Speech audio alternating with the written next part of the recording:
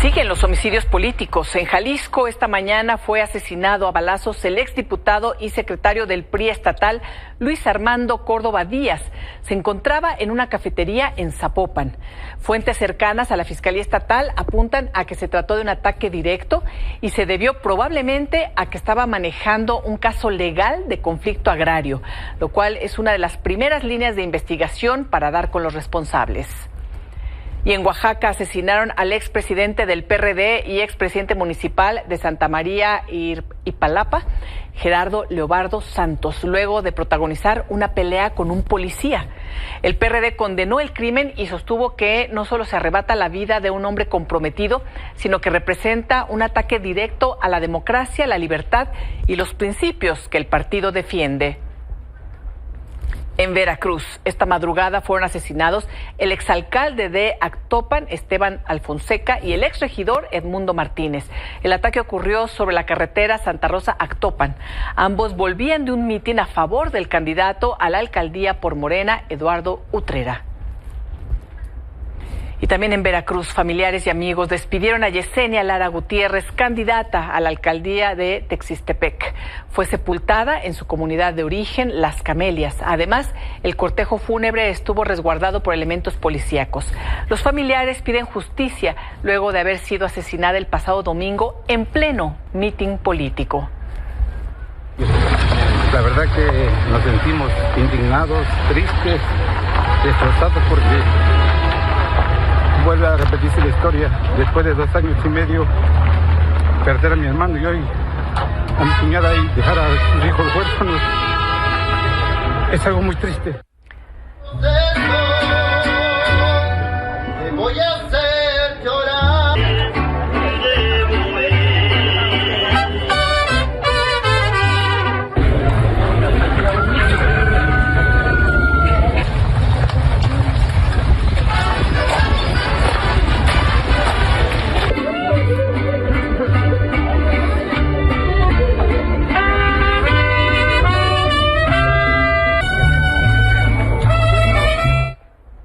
Estados Unidos dio a conocer hoy la primera acusación formal por narcoterrorismo en contra de líderes del cártel de Sinaloa.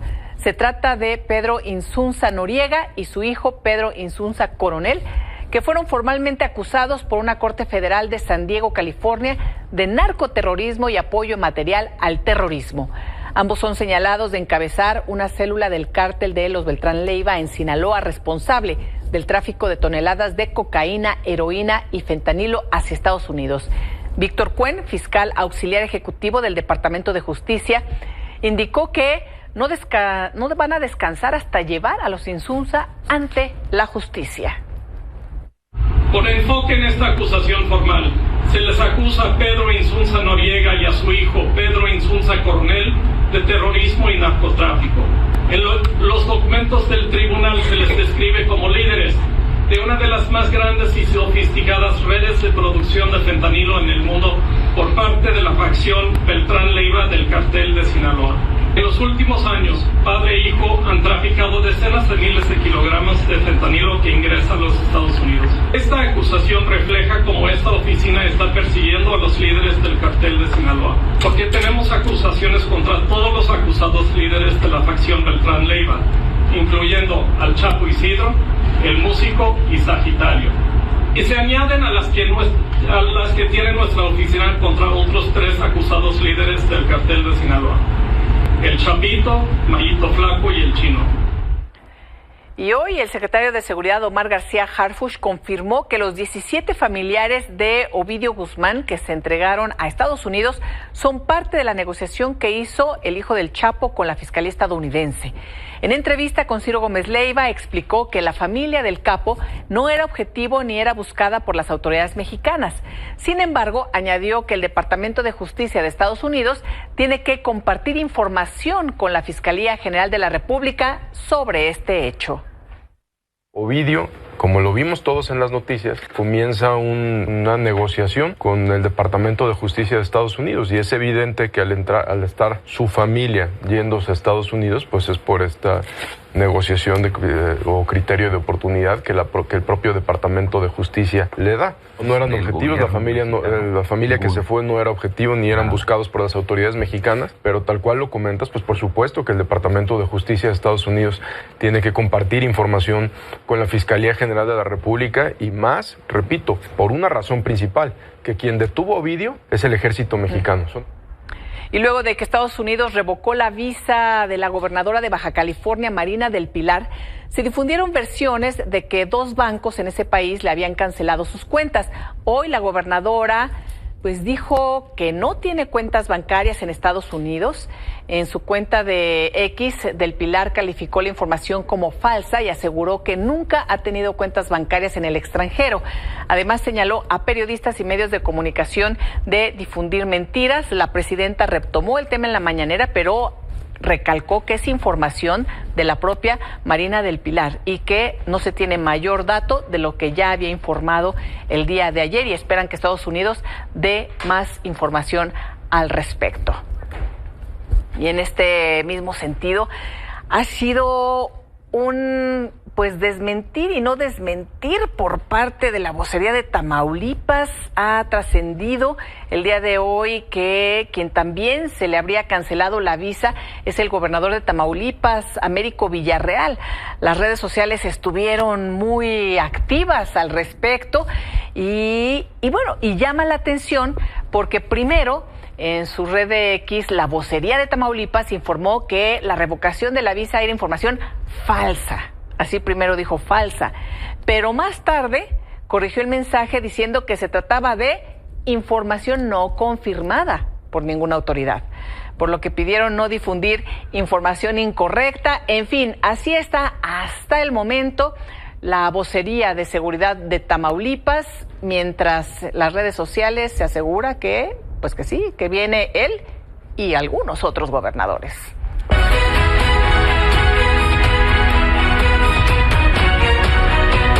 Y vamos con información de última hora con nuestra compañera Uzi Toledo, porque se reporta el asesinato de una TikToker allá en Jalisco. Uzi, muy buenas noches. ¿Cómo estás, Elisa? Qué gusto saludarte desde Guadalajara, Jalisco. Lo que no nos da gusto es compartirles información sobre un feminicidio, el cual ocurrió en el municipio de Zapopan. Para ser específicos, sobre Avenida Servidor Público al cruce de Prolongación Jesús. Esto en la llamada zona real de este municipio, o también cerca de Rinconada del Valle. Bueno, lo primero que se reportó fue el asesinato a balazos de una mujer adentro de una plaza comercial, pero para ser específicos, dentro de un establecimiento de una estética de nombre Blossom. Lo que se manejaba es que un sujeto en una motocicleta ingresó hasta el establecimiento hasta hace algunas horas y le disparó a esta mujer de 23 años de edad, supuestamente la dueña de este establecimiento, por lo menos una vez en el cráneo y otra vez en el pecho, lo que claro que le arrancó la vida. Pero después de algunos momentos comenzó a circular información que no ha sido verificada por ninguna autoridad, de que se trataba de Valeria Márquez, una TikToker, repetimos, de 23 años de edad, con por lo menos o casi 90,000 seguidores en esta plataforma llamada TikTok, donde ella muestra distintas partes de su vida, de su convivir. Se ve también con algún cantante del regional mexicano, pero también lo que circuló a través de redes sociales fue un video donde supuestamente se puede ver donde ella es atacada, todo después de que le iban a entregar un regalo. Al parecer recibió por parte del motociclista un peluche. Ella estaba haciendo una transmisión en vivo cuando recibe este peluche, se sienta para seguir en su su transmisión en vivo, la cual pues quitó el sonido, lo dejó en silencio, y es allí donde comienzan los comentarios por usuarios de esta plataforma, de esta red social, donde supuestamente pudieron ver cómo esta mujer recibió un disparo en la cabeza y otro más en el pecho, hasta que se derrumbó, se desmoronó en uno de sus lados mientras estaba abrazando este peluche. Se ve que se acerca a otra mujer, quizás alguna de sus trabajadoras, y termina esta transmisión en vivo. Una historia de terror completamente, Elisa, la que se vive aquí en el estado de Jalisco, cercano también en esta zona, a aproximadamente 5 minutos, donde esta mañana también asesinaron a un exdiputado del PRI, Luis Armando, justamente pues es él a quien también hasta hace algunos momentos pues había sido asesinado, Luis Armando Córdoba. Y pues bueno, es lo que se vive en este municipio de Zapopan, y vamos a esperar a que las autoridades puedan confirmar si realmente se trata de esta mujer, Valeria Márquez, TikToker con casi 100,000 seguidores, que fue asesinada en un en vivo a través de plataformas. Uzi, muchísimas gracias por la información. Seguimos pendientes. Este caso pues se suma, como bien dices, al ambiente de inseguridad. Justamente comenzamos este espacio de noticias dando la información de los asesinatos políticos, y comenzamos con el que sucedió hoy en Jalisco con el exdiputado del PRI Córdoba, con todo lo que está sucediendo allá. Y bueno, ahora tenemos esta información de última hora, en donde estaremos al pendiente de la confirmación de la identidad de la víctima de este feminicidio, que bueno, se suma a otros momentos tremendos. Si te parece, veamos este momento que nos describías de cómo sucedió este feminicidio, y obviamente estaremos al pendiente de lo que indiquen las autoridades. Esto, nada más presentaremos 6 segundos. Solo hasta ahí, parte de lo que nos comentabas, Uzi, de lo que sucedió, y si te parece, sigamos en comunicación para saber qué nos dicen las autoridades. Así será, vamos a traerles todos los detalles. Que tengan excelente noche. Buenas noches, Uzi. Oscar Valderas, buenas noches, querido Oscar. ¿Qué días, no, Elisa? ¿Qué días? Buenas noches. ¿Qué Veracruz, Jalisco, Sinaloa.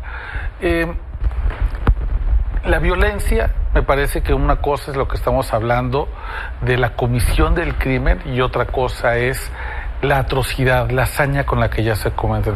Pienso, ¿a quién se le ocurrió enviarle un peluche a esta chica para hacer una especie de señuelo, confirmar que es la identidad de la persona a quien se le va a asesinar, y además aprovechar que es un en vivo para poder mandar un mensaje? Vi ese como sello, sí. Bueno, después veremos qué significa.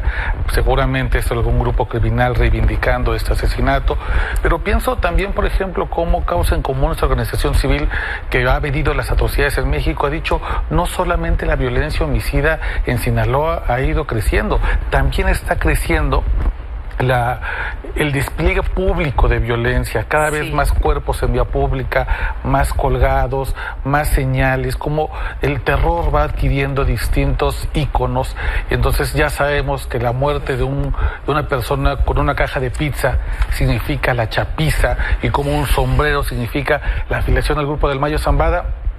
Son días negros, Elise, me parece además días para entender los significados, qué nos quiere decir el crimen organizado en esta racha homicida. Oye, y decías también cómo escalan estas formas, inclusive pues ya el descaro, no importa cuántos celulares estén tomando video en el momento en el que una candidata esté en campaña, como sucedió con la candidata de Veracruz, con Yesenia, a quien despidieron el día de hoy, fue su sepultura.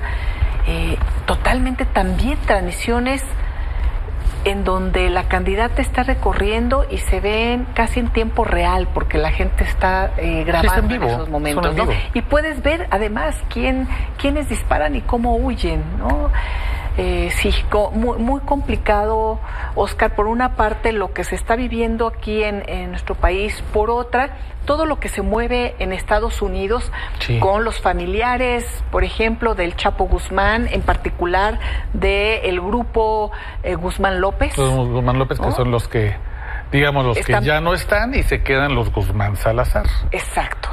Están los hermanos Guzmán López y los medios hermanos Guzmán Salazar son los que siguen aquí. Iván Archibaldo y Jesús Alfredo. Así es, y en Estados Unidos se comienzan a mover también muchas cosas. Pero fíjate la hipocresía del gobierno de Estados Unidos. A ver. Porque han comenzado, evidentemente, también una campaña de deportación brutal bajo el argumento de que un migrante que cruza de manera irregular hacia Estados Unidos es un criminal y entonces hay que barrerlo.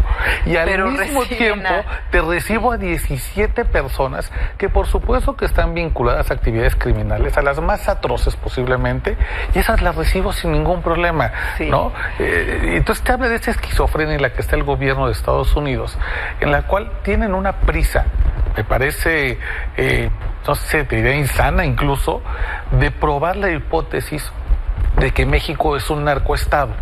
Y yo te diría que más que un México un narcoestado, México es un país de muchos narcogobiernos, ¿no?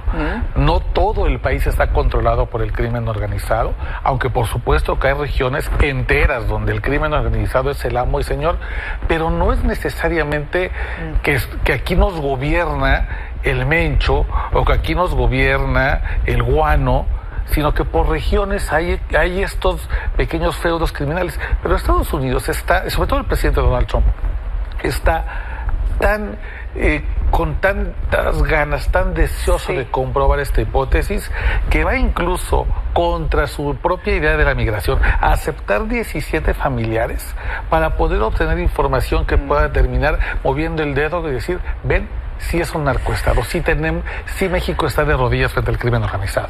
Y estas de información que irá obteniendo el gobierno de Estados Unidos, pues no podemos obviarla en el contexto también de la acción de revocar la visa a la gobernadora Marina del Pilar, que es además, imagínate, una gobernadora de Baja California, la frontera más importante de México con Estados Unidos, Oscar, y que la gobernadora no le hayan revocado su visa, y al esposo está todo el run de que vienen otros gobernadores. Es decir, está también Estados Unidos tomando acciones importantes, pero no sé cuál será el impacto en nuestro país.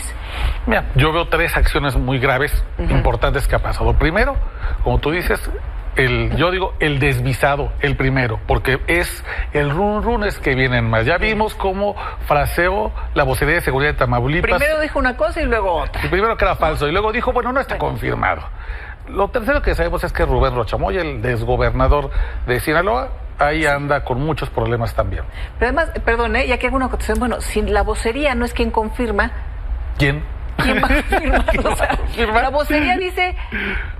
No está confirmado, pues bueno, oye, los que tienen que confirmar, pues ellos son el gobierno, la vocería de seguridad, es el gobernador. Claro. Es su dependencia. Entonces, pues, todavía no está confirmado. Aguántenos tantito, a ver si está... O sea, pero bueno. Viene después la primera acusación de narcoterrorismo ya formal con esta nueva forma de ver a los grupos criminales en México, a los Insunza, que no es cualquier cosa, son una de las familias más poderosas y ricas del crimen organizado en el Triángulo Dorado, que durante mucho tiempo fueron los grandes financiadores de los negocios de el Mayo Zambada y del Chapo en Asia, en Europa. Ellos eran quienes fondeaban estos esfuerzos criminales. No es poca cosa que hayan ido contra ellos como una manera de minar los recursos del cártel de Sinaloa. Aquí hago otro paréntesis, Oscar. Los Insunza fondearon así en el pasado cuando eran parte de los Beltrán Leiva y y formaban también parte del cártel de Sinaloa, que todavía no se peleaban con el Mayo y el Chapo. Antes del 2008. O siguieron fondeando, es decir, después de que mataron a Arturo Beltrán Leiva, de que se se pulverizó, digamos, de alguna manera, se reagruparon otra vez con el cártel de Sinaloa. Sí, la gente de los Beltrán Leiva. Se les asocia con los Beltrán Leiva porque así es como iniciaron, digamos, el contacto con el cártel de Sinaloa. Pero es del cártel de Sinaloa. Pero forman parte del cártel de Sinaloa. De hecho, cuando tuvieron que tomar una posición, se quedaron con los históricos del cártel de Sinaloa, con el Chapo y con el Mayo, y decidieron ya no continuar con los Beltrán Leiva porque los acusaban de ser extremadamente violentos y desconfiados. Sí, okay. Entonces, eso. El tercer elemento más importante es lo que estamos viendo. Cómo Ovidio Guzmán junto muy probablemente su hermano va a continuar el acuerdo de culpabilidad, en los próximos días lo vamos a confirmar, cómo logra mover las fichas. Y aquí mi gran pregunta es, ¿qué contó Ovidio Guzmán de la narcopolítica en México que sintió la necesidad de sacar a 17 de los suyos y ponerlos a salvo? Y lo saca Elisa casi con la ropa que traen puesta y con 2 maletas de 25 kilos. Estamos hablando de una de las familias más atacadas en México, tanto por grupos criminales, como por fiscales, como incluso por traiciones dentro de la propia decisión. Y se habían mantenido en Culiacán, se habían mantenido en sus bastiones. Sí, aún en esta guerra entre la chapiza y la malliza, ¿no? Y ahora Ovidio Guzmán hace esta negociación con Estados Unidos y entre los 17 va su mamá. Claro, exacto. Ahora, no lo sabremos porque el acuerdo de culpabilidad incluye que ya no se haga un juicio público. Así es. Entonces, la información que de Ovidio quedará, digamos, de manera en un sobre sellado para que Estados Unidos lo pueda utilizar como quiera. ¿Cómo lo va a utilizar? ¿Va a cancelar más visas a gobernadores en estados fronterizos? ¿Va a comenzar algún proceso judicial contra algún fiscal, algún otro gobernador? O incluso podría apuntar hacia esferas más altas que gobernadores, acusando que en México sí hay un narcoestado, como lo ha querido confirmar el presidente Donald Trump. Veremos, pero por el momento 3 cosas muy importantes se movieron estos días, y en estos 3, México sale ganando. Ninguno de estos 3 movimientos, la primera narcoacusación, la remoción de la visa y el acuerdo de culpabilidad de Ovidio con el envío de la familia a Estados Unidos, ninguno de estos 3 movimientos garantiza que mañana México sea un país más pacífico. Incluso puede avivar una guerra en Sinaloa que ya por el momento se acerca a los 250 días. Oscar, seguimos pendientes. Gracias por acompañarnos y mantengámonos en contacto. Pendiente, esto se mueve rápido. Gracias, querido Oscar. Gracias, Eli. Buenas noches. Una pausa y volvemos. El presidente del Senado, Gerardo Fernández Noroña, causó polémica al afirmar que el 1 de junio los mexicanos, pues bueno, vamos a tener una elección como si fuera la primera vez y mejor, como a él le gusta, mejor no pongo palabras en su boca porque luego va a decir que no lo dijo así. Escuchemos qué nos comentó. Yo les insisto, yo no sé ustedes, pero yo tengo la impresión que nadie nos enseñó a hacer el amor y lo hicimos. Y yo creo que cada vez salió mejor en algunos casos, en otros no tanto, cada quien sabrá, no me meteré a investigar eso. Pero de que uno logra hacerlo, lo logra hacer, ¿no? Entonces, vamos a hacer el amor electoralmente el próximo 1 de junio en materia electoral y cada vez lo haremos mejor. Arturo Castillo, consejero del Instituto Nacional Electoral, gracias por acompañarnos, Arturo. Elisa, buenas noches. Gracias a ti por invitarme más bien a este espacio. Pues mira, ¿habías visto tú algo así? Digo, a ver que vi la declaración naturalmente, ¿no? Cuando la hizo. Creo que tiene razón en una cosa y en otra no. Me explico. A ver. En efecto. Sí, explícate. En efecto, esa es la primera vez que se organiza una elección de esta naturaleza. No tiene referente ni antecedente ni nacional ni internacional. Pero en lo que creo que se equivoca es que no somos inexpertos. El Instituto Nacional Electoral lleva 30 años organizando elecciones y esta es una elección en ese sentido como cualquier otra, con otras complejidades, sin duda alguna, que estamos también resolviendo en la marcha, pero llevamos 30 años haciendo elecciones y haciendas bien. Oye, pero si quería animar a que la gente votara, yo dije, ay, no, sí. O sea, no, ¿qué referencias? Bueno, pues sí, bueno, sí, no parte ahí como de folclore, pero si uno dice, ay, no, gracias. Parte del folclore político, ¿no? Qué cosa. Sí. Pero, a ver, ¿cuántos años llevas de consejero? No, yo tengo muy pocos años de consejero. Años? Llevo 2 años, recién cumpliditos. Sí. Y la experiencia que has tenido en estos 2 años, garantiza que tengamos ahora, digo, no tú, sino la experiencia que has tenido ya con el Instituto Nacional Electoral, con las nuevas conformaciones, con las nuevas obligaciones que se le han dado para la próxima elección? ¿Va a salir? Sí, a ver, ¿va a salir? Es que suena muy complicado. Claro, creo que es importante aclarar dos cosas. Uno, la institución, el Instituto Nacional Electoral, sí es una estructura profesional que tiene un conocimiento muy profundo y ya muy arraigado de cómo organizar elecciones. La elección, en términos de organización, va a salir y va a salir bien. Ahora, en donde sí vemos, o yo al menos veo un riesgo y una cuestión que además lo dije abiertamente en medios en su momento, nos están pidiendo hacer una elección sin dinero, y sin tiempo. Esto sí es importante y creo que es algo que hay que tomar en cuenta para futuras elecciones y para lo que sea que queramos que sea el Instituto Nacional Electoral y la democracia mexicana en el futuro. Oye, y sin dinero y sin tiempo, ¿qué implica sin dinero? ¿Qué implica sin tiempo? O sea, ¿en qué se traduce esto para el propio Instituto Nacional Electoral? ¿Qué han tenido que hacer? Pues mira, te lo pongo de esta forma. Es una elección en términos del número de candidaturas a elegir y de cargos a renovar 40% más grande que la de 2024. ¿Sí? No. Nosotros pedimos poco más de 40% más, alrededor de 40% más presupuesto que la que pedimos para la presidencial. 13,200 millones, nos dieron 800 millones. ¿Ok? 800. Ahora, ¿qué impacto ha tenido esto en la organización? Que también es importante. En la elección presidencial instalamos 170,000 casillas, un poco más de 170,000 casillas. Para esta elección vamos a instalar un poco más de 84,000 casillas. ¿Por qué? Porque los recursos no alcanzaban para esto. Algo que sí estamos garantizando es que las casillas van a estar en tu sección. Entonces te vas a tener que trasladar a lo mejor un poco más, pero vas a tener una casilla relativamente la gente no va a votar probablemente donde generalmente está acostumbrada, ¿no? Que muchos ya identificamos, es aquí en la escuela, es en este lugar, me toca aquí, ya sabemos. Aquí se abrió el espectro para que vayan a votar en uno de estos lugares y no necesariamente te va a tocar donde generalmente ibas, sino a lo mejor en algún otro. Habría que checarlo. Es correcto. A ver, es probable que te tengas que trasladar un poco más, pero va a estar dentro de tu propia sección. Dentro de la propia sección. O sea, aún así va a estar al alcance de la ciudadanía la casilla, no te vas a tener que trasladar 2 horas. Exacto. Sí. Antes, a lo mejor en una sección había 3 y ahora habrá una. Exactamente. Por decir algo. Ahora, no sé si en el caso del Instituto Nacional Electoral sea el mismo que el Instituto de la Ciudad de México, porque veo que hizo varias cosas como espejo con el Nacional. De la cantidad de candidaturas que va a haber, se tuvieron que distribuir en las distintas secciones. Ya entiendo. No. Este es un tema que también generó mucha polémica y es un poco complicado de explicar, pero mira, lo pongo de esta forma. La Constitución dice 2 cosas. Dice que la elección se va a llevar a cabo para algunos cargos, como jueces y magistrados, a nivel circuito judicial. Para que quienes nos escuchan y nos ven entiendan, un circuito judicial es más o menos una entidad federativa, un estado de la República, más o menos. Pero también dice que cada elector puede seleccionar hasta 39 jueces y magistrados. ¿Qué pasó?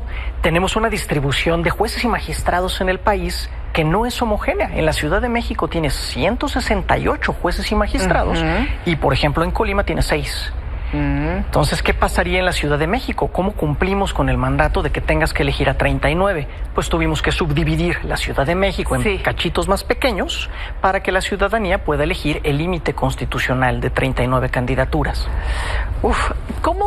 ¿Cuántas boletas tendremos a nivel federal?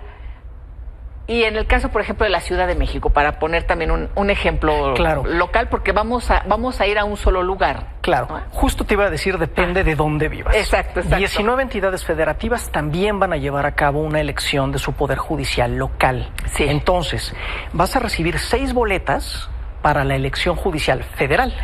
A ver, y esas 6 boletas son para ministros y ministras de la Corte, Tribunal de Disciplina Judicial, Sala Superior del Tribunal Electoral, salas regionales del Tribunal Electoral, magistrados de circuito y jueces de distrito.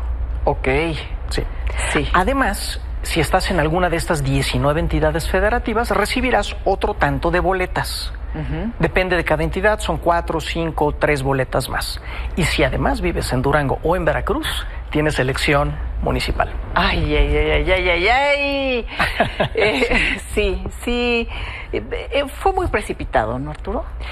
A ver, nosotros, el Instituto Nacional Electoral solicitó una prórroga, una ampliación de tiempo justamente para organizar la elección con mucho más detenimiento, dada la complejidad.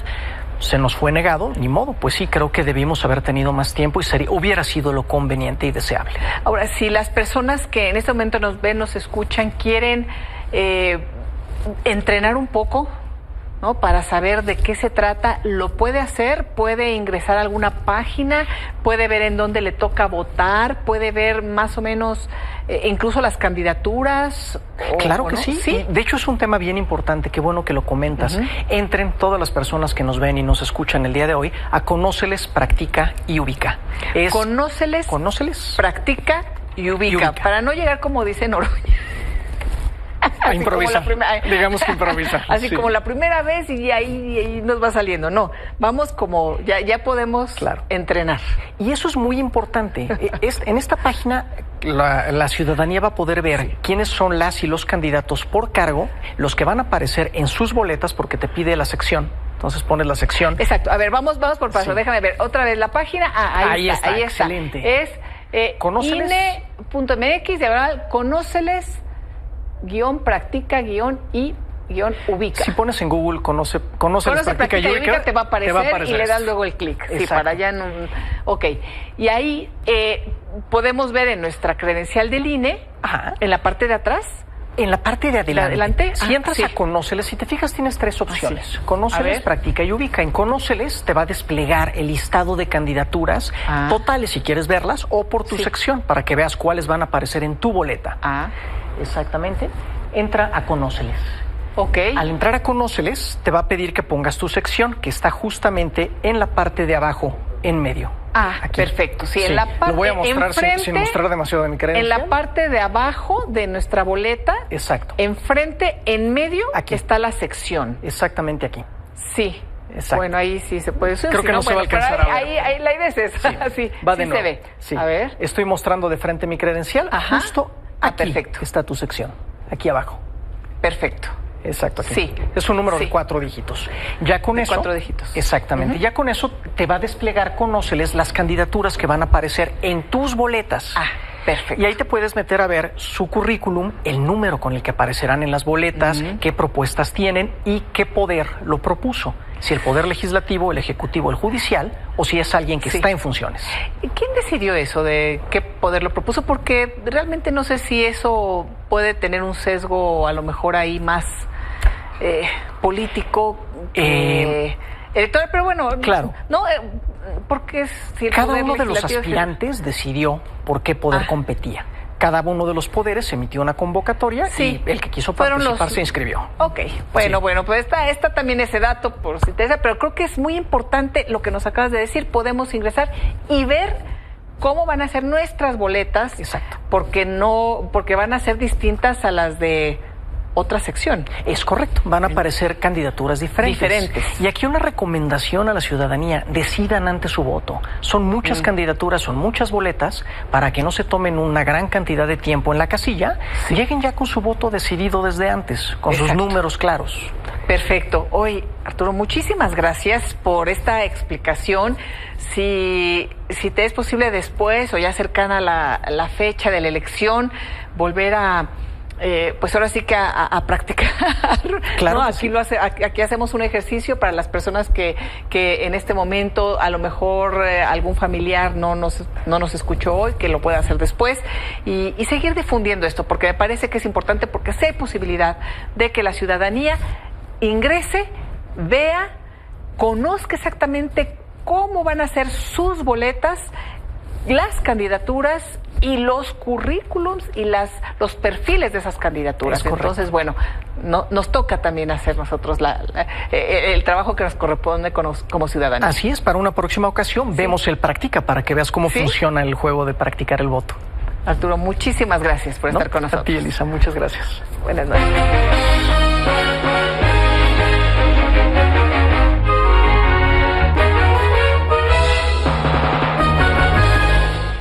Manuel Somoza. Manuel, buenas noches. Buenas noches, Elisa.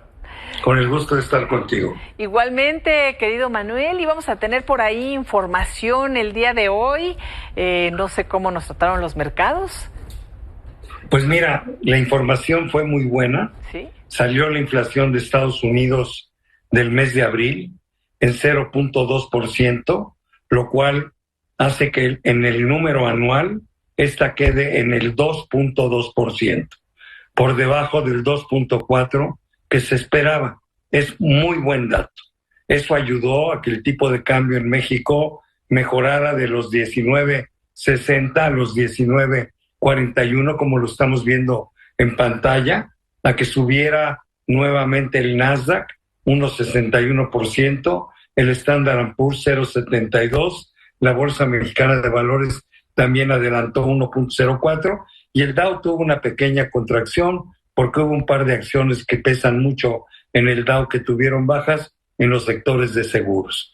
Pero en general los mercados, francamente, muy bien por este buen dato de la inflación. Además hubo comentarios de algunos miembros importantes de la Reserva Federal y dijeron que era muy posible que este año viéramos 2 bajas en la tasa de interés, quizá por ahí de agosto-septiembre, la primera, o pudiera ser, si somos muy optimistas, en julio, y la segunda por ahí de noviembre, para llevar la tasa del 4,5% actual al 4%. Esto también es música para los mercados, porque lo que más quieren es que las tasas de interés vayan para abajo. No hubo más noticias económicas, simplemente algunas empresas haciendo adquisiciones y fusiones, lo cual también mostró un regreso un poquito más fuerte de la confianza empresarial en los negocios. Y ahí estamos, tuvimos, a pesar de ser martes 13, un buen martes 13. Qué bueno, buen martes 13, querido Manuel, muchísimas gracias por la información y estamos pendientes para mañana. Aquí estaremos pendientes, mi querida Elisa. Buenas noches, saludos a la audiencia. Buenas noches.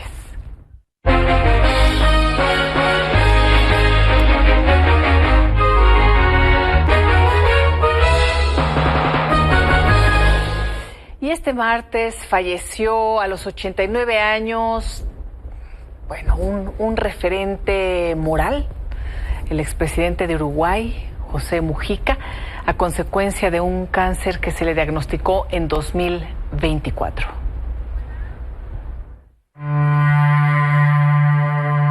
La guerra no se puede dejar en manos de los militares, porque los militares están programados como las gallinas. Las gallinas están programadas para poner huevos, y los militares para pensar la guerra. O logras ser feliz con poco y liviano de equipaje, o no logras nada. José Mujica fue una de las figuras políticas más reconocidas de América Latina. Desde joven formó parte del Movimiento de Liberación Nacional, enfrentándose a la dictadura cívico-militar de Uruguay, que duró de 1973 a 1985. Y hay de aquellos que se creen que el poder está arriba y no se dan cuenta que el poder está en el corazón de las grandes masas. Por su activismo, fue preso del régimen y pasó casi 15 años en prisión en condiciones extremas. En 1985 recuperó su libertad con el retorno de la democracia y se unió al Frente Amplio. No trasladarle a las generaciones que vienen las frustraciones de la nuestra. Y lo digo como viejo que se puso un arma al cinto. En 2009 fue electo presidente y su gestión fue mundialmente reconocida por su agenda de derechos por la ley de matrimonio igualitario y de despenalización del aborto. También con Mujica, Uruguay fue el primer país de América Latina en legalizar el uso recreativo de la marihuana. El narcotráfico es peor que la droga. Las consecuencias sociales del narcotráfico son a la larga más veneno que la droga. Mujica fue conocido por su vida austera, rechazó vivir en la residencia presidencial y donaba el 90% de su salario a proyectos para combatir la pobreza. Destacaron sus definiciones sobre la libertad, la austeridad y el consumismo. Yo estoy viviendo como vive la mayoría de la gente en mi país. la mayoría. Raro como viven ellos. Teto Mujica pasó sus últimos días en su finca en las afueras de Montevideo, como siempre lo había deseado. Si pudiera volver a vivir, dedicaría mi vida a luchar por ustedes, por mi pueblo. He troteado mucho, pero soy feliz. Me voy a morir feliz de haber vivido de acuerdo con lo que pensaba. Milenio Noticias. Hasta siempre, Pepe Mujica. Hasta aquí la información. Los espero mañana. Buenas noches.